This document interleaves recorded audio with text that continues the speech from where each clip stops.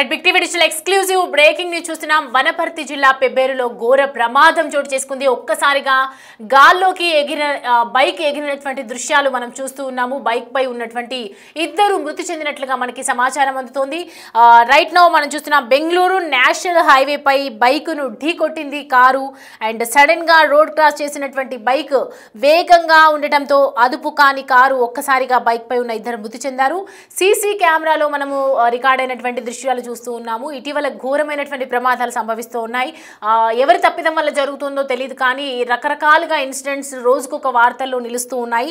ఇప్పుడు అలాంటి ఘటనే జరిగింది. వనపర్తి జిల్లా పెబ్బేరులో జరిగినటువంటి ఘోర ప్రమాదానికి సంబంధించినటువంటి సీసీటీవీ ఫుటేజ్ మనం బిగ్ టీవీ డిజిటల్ స్క్రీన్ మీద చూడొచ్చు. బెంగళూరు నేషనల్ హైవే పై జరిగినటువంటి అది పరిస్థితి అక్కడ కనిపిస్తోంది మనకు.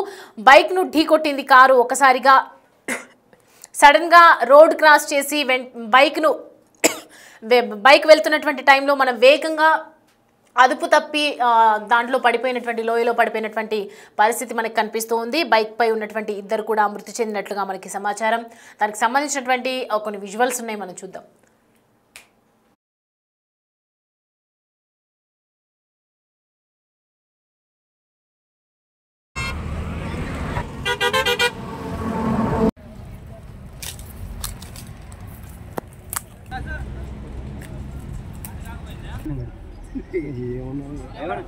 రైట్ చూస్తున్నాం కదా, కారు వెళ్తున్నటువంటి దృశ్యాలు కనిపిస్తున్నాయి.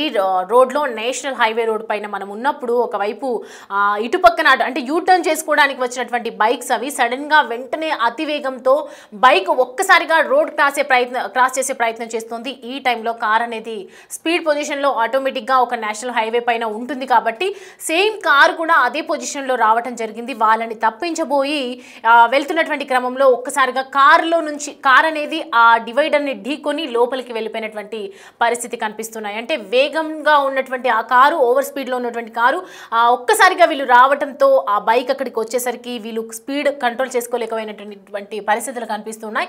ఈ టైంలోనే వెంటనే లోయలోకి వెళ్ళిపోతున్నటువంటి దృశ్యాలు మనం చూస్తూ ఉన్నాము.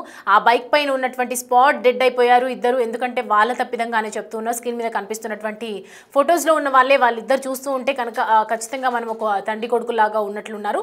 వాళ్ళది అంటే ఎవరైతే డ్రైవ్ చేస్తూ ఉన్నారో బైక్ సడన్ గా అక్కడికి రావటం అనేది ఎవరు 3-వే రోడ్ లాగా చెప్తున్నారు. ఇటు యూటర్న్ చేసుకోవచ్చు, మరోవైపు క్రాస్ చేసుకొని అటువైపు ఒక రోడ్ ఉందని ఉన్నట్లుగా మనకి క్లియర్ గా కనిపిస్తోంది స్క్రీన్ మీద. ఒకవైపు పెద్ద పెద్ద వెహికల్స్ కూడా ప్రయాణిస్తున్నటువంటి రోడ్డు కాబట్టి కంపల్సరీ మనం జాగ్రత్తలు తీసుకోవాల్సిన అవసరం ఎంతైనా ఉంది. కానీ రెడ్ కలర్ కియా కార్ కూడా మనం చూడొచ్చు క్లియర్ గా స్పీడ్ గా డ్రైవ్ చేస్తూ ఉన్నటువంటి టైంలో వెంటనే ఆ కంట్రోల్ తీసుకోలేకపోయింది. సడన్ గా రోడ్ క్రాస్ చేసేసరికి ఎటు తెలియని దిక్కుతోచలో ఉన్నటువంటి కారు ఒక్కసారిగా బ్రేక్ కొట్టే క్రమంలో ఇటు వాళ్ళని టచ్ చేసి వాళ్ళు ఏదైతే బైక్ కనిపిస్తుందో వాళ్ళని తప్పించబోతూ ఆ టైంలో ఒకరికొకరు స్పీడ్గా యాక్సిడెంట్ అయినటువంటి నేపథ్యంలో వెంటనే అటు లోయలోకి పడిపోయి ఉన్నారు. సో ప్రెసెంట్ కార్లో ఉన్నటువంటి వ్యక్తి పరిస్థితి, కార్లో డ్రైవ్ చేస్తున్నటువంటి వాళ్ళ పరిస్థితి మాత్రం తెలియదు. కానీ బైక్ పైన వెళ్తున్నటువంటి ఇద్దరు మాత్రం స్పాట్గా మృతి చెందినట్లుగా మనకు తెలుస్తోంది. గాల్లో ఎగిరేసినటువంటి దృశ్యాలు అంటే కారు స్పీడ్కి ఏదైతే కార్ స్పీడ్ మనం చూస్తూ ఉన్నామో ఆ స్పీడ్లో ఒక్కసారిగా ఆ బైక్ని ఏదైతే టచ్ చేసేసరికి బైక్ ఒక్కసారిగా గాల్లో ఎగిరిపోయినటువంటి పరిస్థితి కనిపిస్తుంది. అంటే వెంటనే స్పాట్లో అక్కడ ఉన్నటువంటి వాళ్ళు కూడా అక్కడ నుంచి అక్కడ చెల్లాచెదురయ్యి అక్కడ పడిపోవడం, వెంటనే మృతి చెందడం కూడా జరిగిపోయినాయి. నేషనల్ హైవే మీద మనం చూడొచ్చు ఎంత స్పీడ్గా వెహికల్స్ అనేవి వెళ్తూ ఉంటాయో. అటువంటి టైంలో ఇలా బైక్ అంటే సడన్గా రోడ్ క్రాస్ చేయడం కూడా ఒక తప్పిదం. ఎందుకంటే మిగతా వాళ్ళు కూడా అక్కడ బైక్ వాళ్ళు ఉన్నారు, ఇంకా మిగతా స్విఫ్ట్ డిజైర్ కూడా మనం చూస్తూ ఉన్నాము. రకరకాల వెహికల్స్ కూడా అక్కడ ఆగి సంయమనం పాటిస్తూ ఉన్నాయి. ఆ టైంలో ఒక బైక్ వచ్చి ఇలా సడన్గా క్రాస్ చేసేసరికి అక్కడ ఈ ప్రమాదం జరిగింది అన్నట్లుగా మనకి క్లియర్ కట్గా సీసీ ఫుటేజ్లో చూస్తుంటే మాత్రం అర్థమవుతుంది. దీనికి సంబంధించి పూర్తి డీటెయిల్స్ అక్కడ ఏం జరిగిందని క్లియర్గా తెలుసుకుందాం. మన ప్రతినిధి శంకర్ మనకి అందుబాటులో ఉన్నారు. శంకర్, అసలు కార్లో ఉన్నటువంటి వ్యక్తి పరిస్థితి ఏంటి, అసలు ఏ విధంగా జరిగింది, ఈ ఘటనకు సంబంధించి పూర్తి వివరాలు చెప్పండి. NH44 పై ఘోర రోడ్డు ప్రమాదం చోటు చేసుకుంది. పెబ్బేరు సమీపంలో ఎక్కడైతే క్రాస్ రోడ్ ఉంటుందో, అంటే పెబ్బేరుకు జాతీయ రహదారి ఆనుకొని వెళ్తుంది. ఇదే క్రమంలో పెబ్బేరులోకి వెళ్ళడానికి ఒక బైపాస్ లోగా ఒక రోడ్డు ఉంటుంది. ఇదే క్రమంలో పెబ్బేరు నుంచి అంటే కర్నూలు వైపు నుంచి తాము కొల్లాపూర్ గ్రామానికి చేరుకునేందుకు పెబ్బేరు లోపలికి ఎంట్రీ అవుతున్న క్రమంలో కూడా ఒక్కసారిగా కారు వేగంగా వచ్చి ఢీకొనడంతో బైక్ పై వెళ్తున్నటువంటి ఇద్దరు అక్కడికక్కడే మృతి చెందారు. ముఖ్యంగా అది మనం సిసి ఫుటేజ్ లో కూడా క్లియర్ గా చూడొచ్చు. ఈ బైపాస్లన్నీ కూడా ఊర్ల నుంచి బయటి వైపుగా వెళ్తాయి. ఇదే క్రమంలో పెబ్బేరులోకి రావాలన్నా బయటికి వెళ్లాలన్నా 2 రహదారులు ఉంటాయి. ఈ క్రమంలో వాళ్ళు కర్నూలు నుంచి పెబ్బేరు లోపలికి ఎంట్రీ అవుతున్నారు. ఎంట్రీ అయ్యే క్రమంలో ఒక కంటైనర్ కూడా వాళ్ళ ముందు నుంచి వెళ్ళింది. కంటైనర్ వెనక భాగంలో ఒక కారు అతివేగంతో వస్తుంది. ఇది గమనించినటువంటి బైక్ పై వెళ్తున్నటువంటి ఇద్దరు కూడా ఒక్కసారిగా రోడ్ క్రాస్ చేస్తుండడంతో వేగంగా వచ్చినటువంటి కారు వాళ్ళను అతివేగంగా ఢీకొట్టడంతో వాళ్ళు గాల్లోకి ఎగిరిపోయి చనిపోయినటువంటి పరిస్థితి కనిపించింది. ఇక ముఖ్యంగా మనం విజువల్స్ లో చూస్తే కనుక ఎంత పెద్ద ఎత్తున ప్రమాదం జరిగింది అనేది మనం క్లియర్ కట్ గా గమనించవచ్చు. అయితే బైక్ పై ప్రయాణిస్తున్నటువంటి వారు ఇద్దరు కూడా మామ అల్లులుగా తెలుస్తుంది. ఒకరు రంగాపూర్ గ్రామానికి సంబంధించినటువంటి రమేష్, అదే విధంగా కొల్లాపూర్ గ్రామానికి సంబంధించినటువంటి ప్రవీణ్. ఇద్దరు కూడా మేనమామ మామ అల్లులుగా కూడా తెలుస్తుంది. దీంతో ఒక్కసారిగా కుటుంబ సభ్యులంతా కూడా వారి రోదనలను మిన్నంటినటువంటి పరిస్థితి కనిపిస్తుంది. ఏదేమైనప్పటికీ అతివేగమే దీనికి ప్రధాన కారణంగా తెలుస్తున్నటువంటి పరిస్థితి కనిపిస్తుంది. ఓవరాల్ గా మనకు విజువల్ లో సీసీ ఫుటేజ్ లో చాలా క్లియర్ కట్ గా కనిపిస్తుంది. ఎందుకంటే జాతీయ రహదారి NH-44 పై నిత్యం కూడా లక్షల సంఖ్యలో వాహనాలు ప్రయాణం చేస్తూ ఉంటాయి. ఇదే క్రమంలో ఈ మధ్య కాలంలో పెద్ద ఎత్తున రోడ్డు ప్రమాదాలు చోటు చేసుకుంటున్నాయి. ముఖ్యంగా ఎక్కడైనా సరే జాతీయ రహదారికి సంబంధించినటువంటి బైపాస్ లో రోడ్డు దాటాల్సి వస్తే చాలా జాగ్రత్తగా ఉండాలి. కానీ అలాంటివి పాటించకపోతే మాత్రం పెద్ద ఎత్తున ప్రమాదం జరిగే అవకాశాలు ఉంటాయని చెప్పి కూడా ఒకవైపు అధికారులు చెప్తున్నప్పటికీ కొన్ని చోట్ల మాత్రం ఇలాంటివి పట్టి పట్టినట్టుగా లేదంటే అంటే ఆ టైంకు దాన్ని గమనించకపోవడంతో ఇట్లాంటి ప్రమాదాలు చోటు చేసుకుంటున్నటువంటి పరిస్థితి కనిపిస్తుంది. ముఖ్యంగా ఆ ప్రమాద తీవ్రతను చూస్తే కనుక ఒకసారి ఆ బైక్ ను ఢీకొట్టిన తర్వాత అది అక్కడ ఉన్నటువంటి కారు కూడా వేగంగా హైవే కిందికి దూసుకుపోయి అక్కడ చుట్టూ ఉన్నటువంటి హైవే పక్కన ఉన్నటువంటి రైలింగ్ ను సైతం కూడా మొత్తం కూడా ధ్వంసం చేసింది. మొత్తం కారు పరిస్థితిని మనం గమనించినట్లయితే కారు కూడా పూర్తి స్థాయిలో డ్యామేజ్ అయినటువంటి దృశ్యాలను మనం విజువల్స్ లో గమనించవచ్చు. ఏదేమైనప్పటికీ మామ అల్లుళ్ళు అంటే చాలా అన్యోన్యంగా ఉండే ఒకే కుటుంబానికి చెందినటువంటి మామ అల్లుళ్ళు ఇద్దరు కూడా చనిపోవడంతో ఒకవైపు వారి కుటుంబ సభ్యుల రోదనలు మిన్నంటాయి. ఇక ఘటన జరిగిన వెంబడే ఘటనా స్థలానికి పోలీసులు చేరుకోవడంతో పాటు అసలు ప్రమాదానికి గల కారణాలను క్లియర్ గా విశ్లేషించారు. ఇదే క్రమంలో వారు సీసీటీవీ ఫుటేజ్ ను పరిశీలించిన అనంతరం పూర్తిగా ప్రమాదం ఏ విధంగా జరిగిందనే కోణంలో కూడా నిర్ధారకు వచ్చినటువంటి సిచ్యువేషన్ కనపడుతుంది. ముఖ్యంగా ఒకవైపు ప్రైవేటు ఓలో బస్సుల్లో ప్రమాదాలు జరుగుతున్నాయి, మరోవైపు రోడ్లు దాటే క్రమంలో ఈ విధంగా జరుగుతున్నాయి. ఇక ఉమ్మడి పాలమూరు జిల్లా వ్యాప్తంగా ఎక్కడైతే శంషాబాద్ నుంచి కావచ్చు, అదే విధంగా షాద్నగర్ నుంచి కూడా అల్లంపూర్ చౌరస్తా వరకు పెద్ద ఎత్తున ఈ జాతీయ రహదారి ఉంటుంది.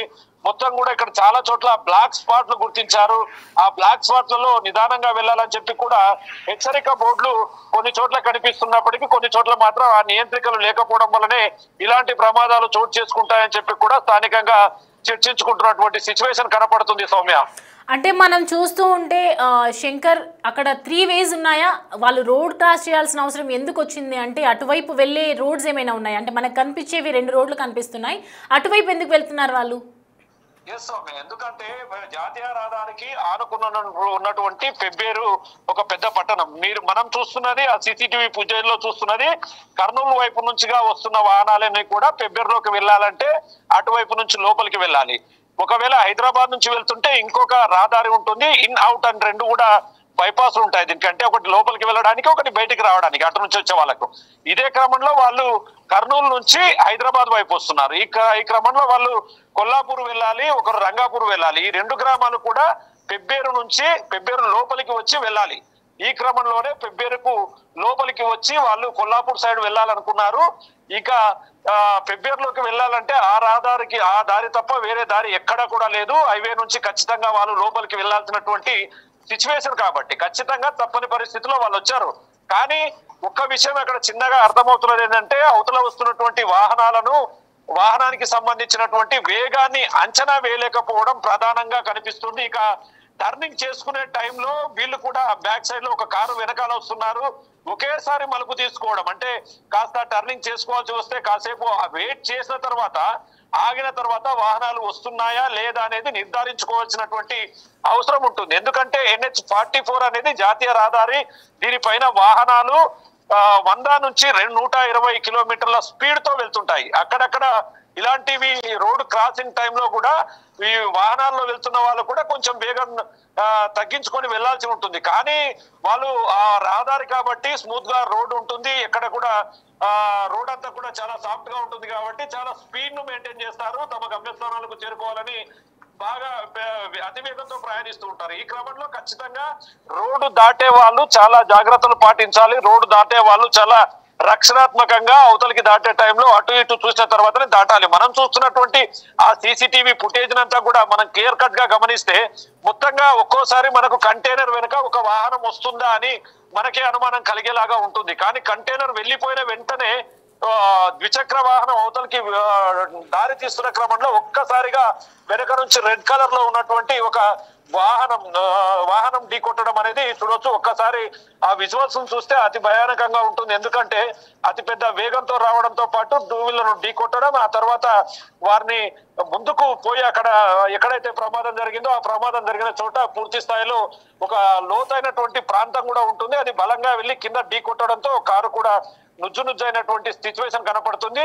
ఏదేమైనప్పటికీ ఆ గ్రామానికి సంబంధించి ఇద్దరు కూడా డబ్బుల పని మీద బయటికి వెళ్లి వస్తున్నారు. ఇదే క్రమంలో మామ అల్లుడు ఇద్దరు కూడా దుర్మరణం చెందడంతో ఒకవైపు కుటుంబ సభ్యుల రోదనలు మిన్నంటాయి. ఇప్పటికి పోలీసులు అయితే కేసును నమోదు చేసుకొని దర్యాప్తును చేస్తున్నటువంటి సిచ్యువేషన్ అక్కడ కనపడుతుంది. సౌమ్య, అయితే కారులో ఉన్నటువంటి వ్యక్తికి సంబంధించి ఏంటి డీటెయిల్స్?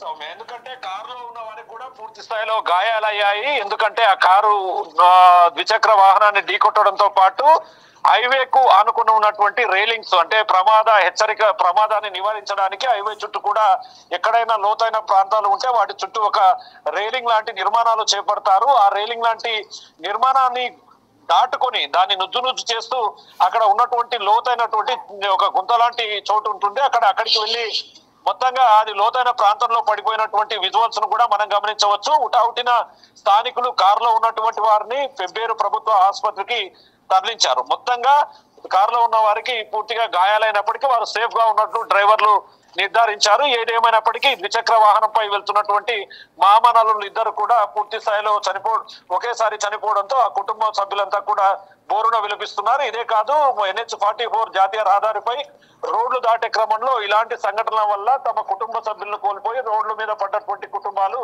ఎన్నో ఉన్నాయి. Soumya, right Shankar, thanks for the updates. Right, చూస్తున్నాం కదా పరిస్థితి ఏ విధంగా ఉంది అనేది చెప్పి. నేషనల్ హైవే మీద మనం డ్రైవ్ చేస్తున్నప్పుడు ఎంతో టూ వీలర్స్ మెయిన్గా ఎంతో జాగ్రత్తగా ఉండాలి అని చెప్పి ఒకవైపు జరుగుతున్నటువంటి సంఘటనలే సాక్ష్యంగా చెప్తున్నప్పటికీ కూడా మరొకరు నిర్లక్ష్యంగా ఒకరు డ్రైవ్ చేయడం వల్ల మరిన్ని కుటుంబాలు కూడా రోడ్డున పడుతున్నటువంటి పరిస్థితి కనిపిస్తుంది. అలాంటి ఘటన ఇప్పుడు చోటు చేసుకుంది వనపర్తి జిల్లా పెబ్బేరులో మనం చూస్తున్నాము. నేషనల్ హైవే పైన జరిగినటువంటి ఈ ఘటనతో ఇద్దరు మామ అల్లుళ్ళుగా చెప్తున్నారు. ఏదో పని మీద బయటికి వెళ్తూ ఆ టైంలో జరిగినటువంటి సంఘటన ఇది.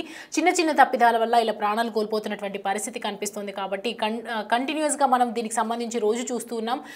జాగ్రత్తగా వెళ్ళేటప్పుడు బయటికి వెళ్ళేటప్పుడు రోడ్డు మీద మనం ప్రయాణిస్తున్నప్పుడు ఖచ్చితంగా ఒళ్ళు దగ్గర పెట్టుకుని ప్రయాణించాలి అని ఒకవైపు ఎంత ముర్ర పెట్టుకున్నా కూడా పోలీసులు దీనికి సంబంధించి అవేర్నెస్ కలిగిస్తున్నా కూడా రోజు న్యూసెస్ మనం చూస్తూ ఉన్నాం. రకరకాల వార్తలు వస్తున్నప్పటికీ కూడా ఇంత నిర్లక్ష్యంగా ఎందుకు ప్రవర్తిస్తున్నారు అంటే ఒకవైపు మనం చూసుకుంటే ఒక బైక్ చేసినటువంటి తప్పు వల్ల కారు కూడా ప్రమాదంలోకి వెళ్ళిపోయినటువంటి పరిస్థితి కనిపిస్తుంది. అంటే ఆ టైంలో కొంచెం నిబద్ధత పాటించి ఇరువైపులా ఏమైనా వెహికల్స్ వస్తున్నాయా, మనకు నిజంగా అంత అర్జెంట్ వర్క్ ఉంటే ఒకవైపు చూసుకొని మనం వెళ్ళాల్సినటువంటి సిచ్యువేషన్స్లో కూడా మనం అక్కడ బైక్ని కంట్రోల్ చేయలేకుండా ఇలా స్పీడ్గా వెళ్ళిపోవటం, ఒకవైపు ఎదురుగా వస్తున్నటువంటి కార్లు వాళ్ళ కంట్రోల్లో ఏమీ లేకుండా ఇలా జరగటం మాత్రం బాధాకరంగా చెప్తున్నారు.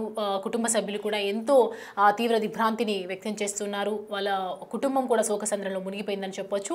ఇలా జరుగుతున్నటువంటి ఎన్నో రకాలుగా రోడ్డు ప్రమాదాలు రకరకాలుగా జరుగుతున్నప్పటికీ కూడా ఇలా ప్రజల్లో మరి మార్పు ఎందుకు రావట్లేదు అంటే కంటిన్యూస్గా ఇలా జరుగుతున్నప్పుడు మనం ఇలా చేయకూడదు, మనకంటూ ఒక బౌండరీస్ పెట్టుకోవాలి అనేది కూడా కంపల్సరీగా పాటించాలి అని చెప్పి మరోవైపు ట్రాఫిక్కి సంబంధించినటువంటి అధికారులు అయితే క్లియర్గా చెప్తూ ఉన్నారు. అండ్ మొత్తానికి మనం చూస్తున్నాం వనపర్తిలో జరిగినటువంటి ఈ టైంలో అక్కడ జరిగినటువంటి ఆ ప్రమాదంలో బైక్ ఒక్కసారిగా గాల్లో ఎగిరిపోవడం జరిగింది. అంటే ఓవర్ స్పీడ్ వల్ల మరోవైపు బైక్ తప్పిదం వల్ల ఇలాంటి ప్రాణం పోయింది అని చెప్పైతే మరోవైపు చెప్తూ ఉన్నారు. అండ్ రైట్ నో మనం చూడొచ్చు అక్కడ సీసీ ఫుటేజ్లో దృశ్యాలు ఇప్పుడు క్లియర్గా వైరల్ అవుతున్నాయి.